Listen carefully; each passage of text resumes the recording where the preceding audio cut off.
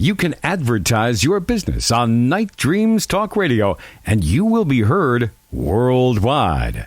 Why not contact us at nightdreamstalkradio@gmail.com. Do you have a paranormal story you want to share on Night Dreams Talk Radio? You could be a guest. Email us at nightdreamstalkradio@gmail.com. Please check out the Night Dreams Talk Radio website at www.nightdreamstalkradio.com. Also, if you want to keep our show free of advertising, just hit the donate button. Give a buck or two. Remember, all prior shows are always free to listen to. We at Night Dreams Talk Radio thank you for your support. And we do a big shout out to all the trekkers that listen to Night Dreams Talk Radio After Dark. While we're waiting for Ryan to call, you're late, Ryan. You're going to be on my blacklist here too. Anyway, I got this big black list. Actually, it's not a big one. It's only on an 8x10 tablet. Yeah, that's just a medium black list. Yeah. It's just a brown list right now, but it could get black. So anyway, the furnace guy comes out to fix your furnace. You think it's something really, really serious with your, for your furnace for the last couple of days. And then you find out it wasn't. It was just a little tube he had to blow out, and then everything started working. Didn't you feel dumb after that? Well, yes and no, because he could have told me on the phone, but the motherboard was replaced 4 years ago. So it was aftermarket, so the diagnostics wasn't showing the correct symptoms of the lights were coordinating what was the problem. So, we thought something else. But once I told him that and he was here, he blew and sucked on this hose, and then it worked. I bet that was a couple $100 bill to suck that hose out. I don't know. I referred him to my landlord. I certainly would. Well, Ryan, my friend, it's been about a week and a half, 2 weeks since we heard of you. How you been doing, my friend? Well, I've been doing pretty good. How you fellas doing?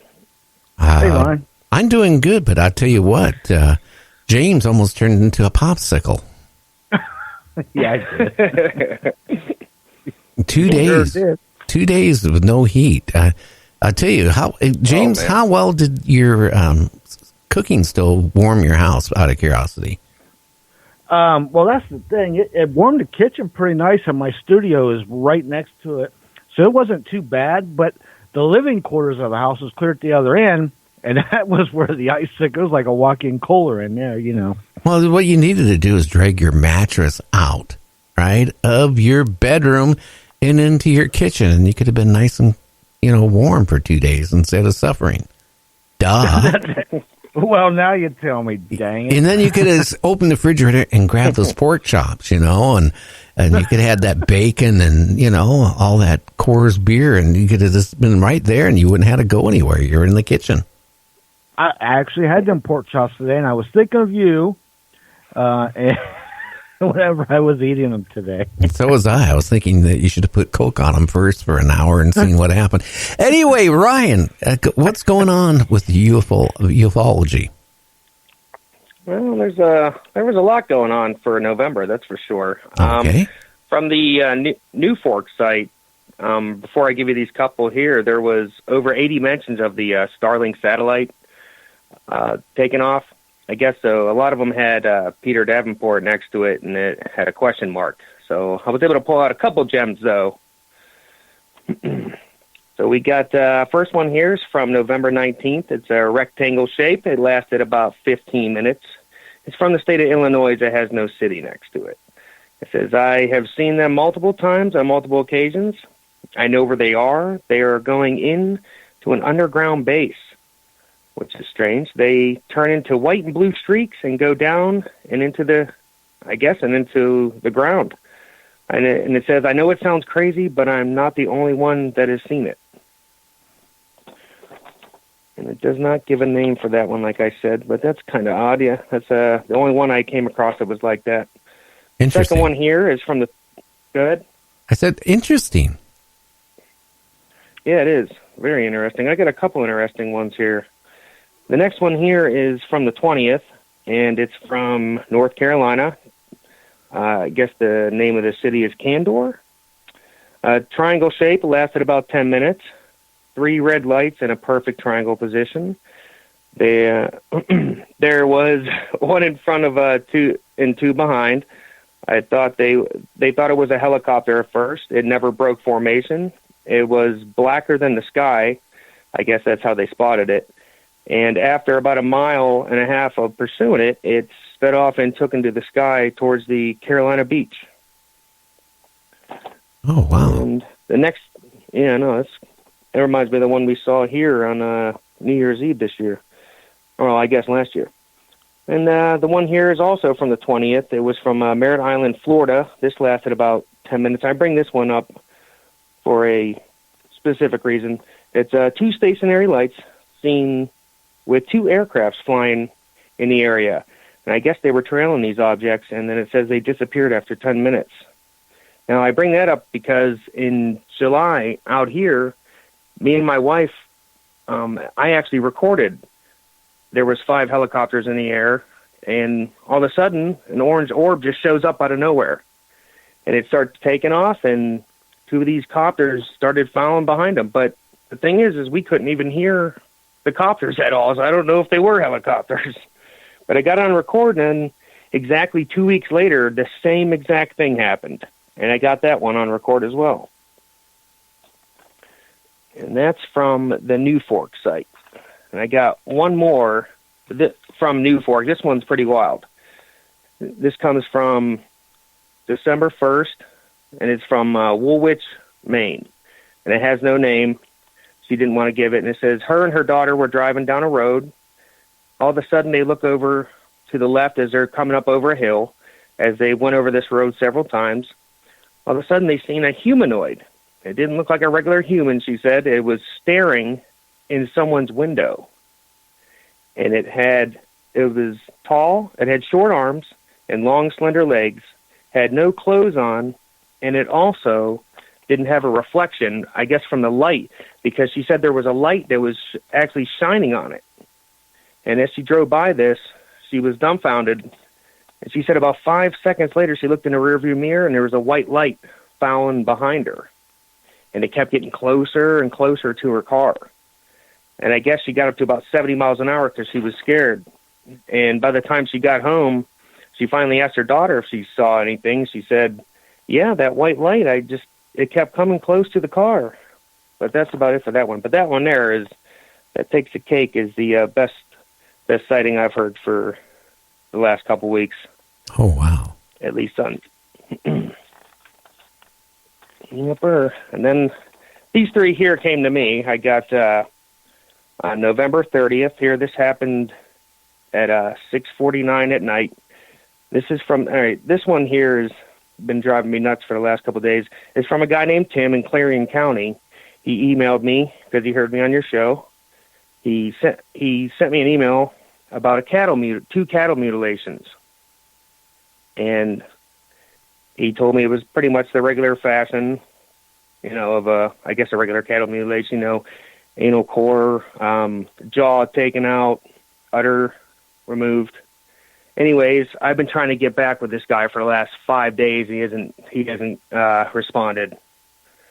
So that's a big negative right there. So you're getting cattle mutilations, I tell you what, people think it only happens in the summertime, and mutilations, it's all over the place, and it's all year round. Oh, yeah, for sure. Yeah, and I remember, I guess Tim Swartz was on your show last night. Yes. I remember what he was saying about the cattle mutilations, of going in there. Like he said, a good investigator, I guess, can't go in believing that it's going to be a UFO, done by UFOs. So that person won't be biased. But as long as you go in there neutral, I'm pretty sure you're going to, come up with the same, answer, if it's especially, the same exact thing that's going on all around the world. Well, you know what? Yeah. what I find is so strange, okay, not just with the mutilations, but the sightings of UFOs and abductions, okay? This has been going on since the pyramids, if not before. And the cattle mutilations, don't stop. It's worldwide. The abductions, more people are coming out now because they're not as, well, they're still scared. But a lot of people aren't as scared as they were because, let's face it, 10 years ago, if you would have said, hey, I was abducted by aliens, you know what you would have thought of them? For sure. I know what I would have thought. I know what I used to think. But now it's so many people coming forward and they're credible people.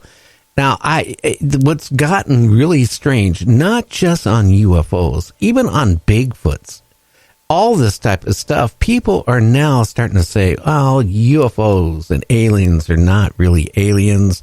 They're kind of, it's paranormal, supernatural things, maybe demons. We don't know. I look at those, the people think that way is the same way, like I said last night on the show. Some people think the earth is flat, and that's no problem.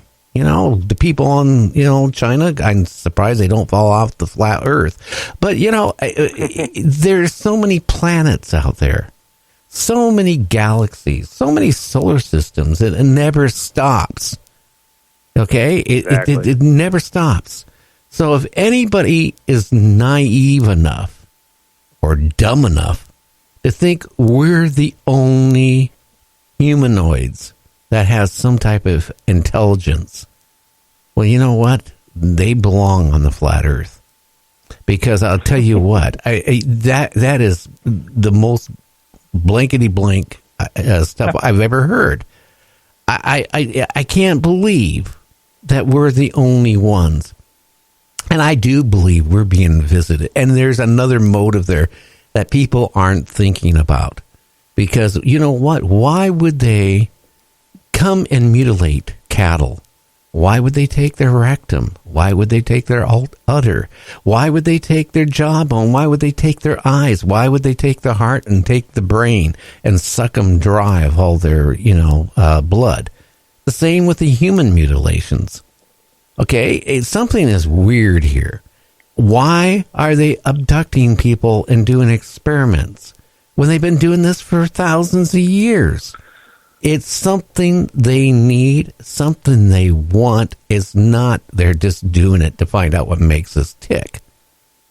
Just think about that. Yeah. They must not think too differently of us either, especially if they're taking us and also animals. And it just doesn't stick to cows either. You have, other animals that get, I guess mutilated as well. Small animals too, so they must not think too far apart from us. So, well, look at it this way. We're nothing more than a great big supermarket for these aliens. That's all we are. We're a big farm, and they're coming down here to get what they need. That's all I can say.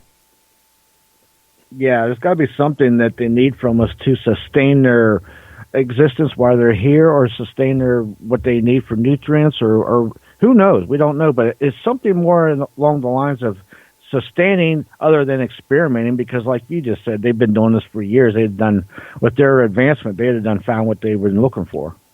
Especially with their intelligence level. Think about that. Right. We're nothing more to them probably than when you walk out of your house in the morning and you step on a bug. Do you feel remorse when you walk out of your house and you killed some insect, or a lot of them, by the time you get